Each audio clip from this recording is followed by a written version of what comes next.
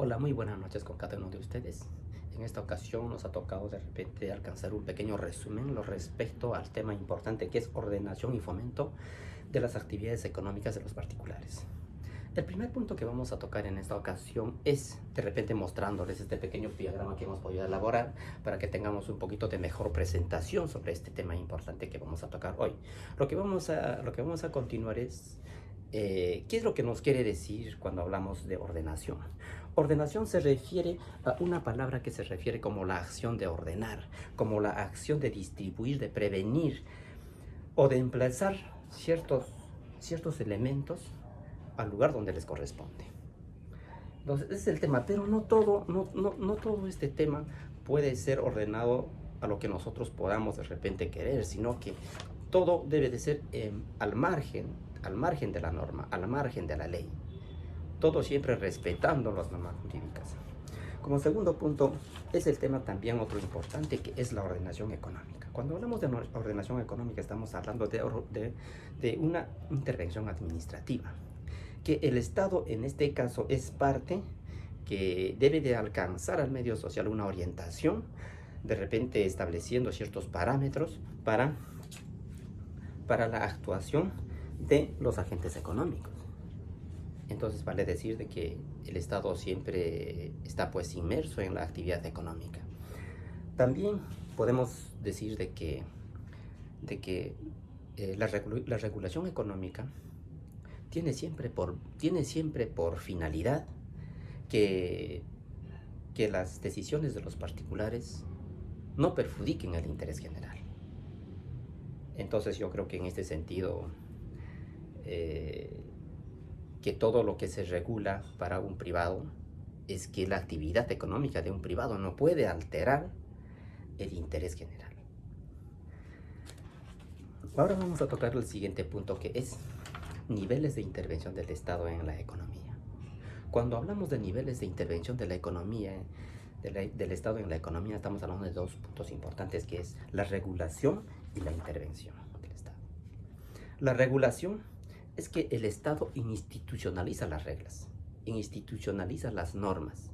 En base a esa institucionalización de normas y reglamentos se envuelve la economía nacional.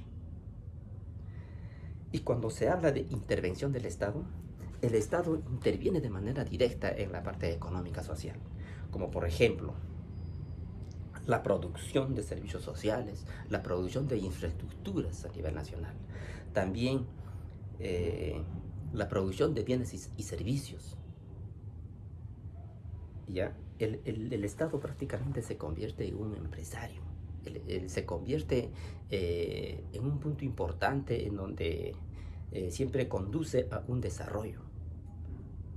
Puede alcanzar de repente el sector privado, cuestiones de préstamos, cuestiones de préstamos a bajos intereses, o de repente puede tocar también el tesoro público, ¿ya? Entonces, esto siempre conlleva al desarrollo de la economía nacional. Ahora, cuando vamos a hablar sobre las formas típicas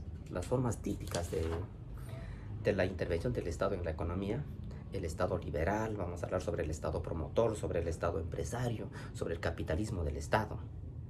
Entonces son puntos importantes en donde también el Estado siempre está presente en la economía. También el tema importante es de que el Estado, los ingresos y los egresos del Estado. Cuando la principal fuente de los ingresos del Estado es los impuestos. Pero cuando hablamos de los egresos estamos hablando de los gastos que tiene el Estado. Ahora, paralelo a esto, también un tema importante que es la clasificación de los medios de fomento. Vamos a hablar de los medios directos de fomento, vamos a hablar de la indemnización, vamos a hablar de los subsidios, vamos a hablar también de los préstamos con intereses rebajados, también la fianza y también la garantía. Cada una de ellas es que vamos a también desarrollarlo de esto. Cuando hablamos nosotros de indemnización es cuando después de haber realizado sus actividades el administrado es la que ahí se determina lo que es la indemnización. Cuando hablamos de subsidio, es un medio de fomento en la cual el Estado alcanza un monto dinerario al administrado. Y cuando se habla de un préstamo con intereses favorables, significa que el Estado, que a través de los bancos, los administrados pueden solicitar sus créditos previa evaluación crediticia, previa evaluación de su situación económica. Ahora también cuando se habla de fianza, en este caso el Estado pasa a ser garante. ¿Ya? Entonces pasa a ser garante y puede ser un préstamo de tipo convenio interinstitucional. Ahora cuando se habla de garantía, en este caso también la administración pasa a ser garante. Ahora vamos a entrar a lo que son las características de la actividad administrativa de fomento. Cuando hablamos de este tema, en su primera característica, vamos a hablar que la actuación de los administrados, eso no implica debe quitar los derechos de los administrados. Y en la segunda característica es que la actividad económica no puede ir dirigida a cualquier otro fin de la economía, puesto que los fines de la administración pública siempre está a llegar a la satisfacción del interés público.